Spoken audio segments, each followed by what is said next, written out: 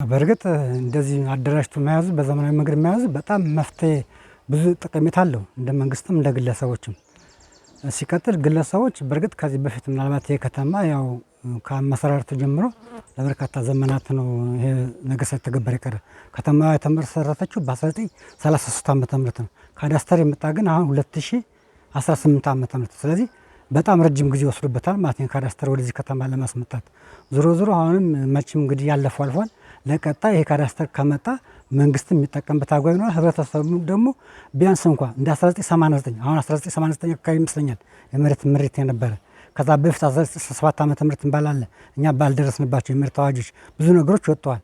ግን 1989 ዓመተ ምህረት ከተማው በከተማነቱ ሲቀጥል ወይ ደብተር አልተሰራለትም፣ አረንጓዴ ደብተር አልተሰጠም፣ በርካታ ነገሮች አልፈውታል በከተማ ስም በመባል ማለት ነው። ስለዚህ አሁን ይሄ ካዳስተር ነገ ከነገ በኋላ ዘርፈ ብዙ ችግሮችን ይፈታል። ዘርፈ ብዙ ችግሮችን ግለሰቦችም ተጠቃሚ ይሆናሉ፣ መንግስትም ተጠቃሚ ይሆናል። ስለዚህ ምናልባት ያው እንደተባለው ቀበሌ 3 እንግዲህ ለከተማዋ ለዚህ ለወጀት ለምትባለው ፍኖተ ሰላም ገና ሲመሰረት ጀምሮ የተቋቋመ ከተማ ነው። ግን ተጠቃሚ አልነበረም እስካሁን ድረስ በተለያየ መልኩ እናንተም አሁን የምታረጋግጡት ነው። ምክንያቱም ይሄ ያደረገው ምንድነው ችግሩ? አንደኛ በወቅቱ የሚመጡ አመራሮችም ትኩረት ባለመስጠት፣ ሲቀጥል የቦታው አቀማመጥም አሁን ምናልባት እንግዲህ መንግስት በቀጣይ ይሄንን ወደ ልማትም ወደ ግለሰቦችም ተጠቃሚ እንዲያደርግ ይሄን ካዳስተር ዘርግቷል። ካዳስተሩ ነገ ከነገ በኋላ በመልኩ ይጠቅመናል፣ ሁላችንም እናየው ነው።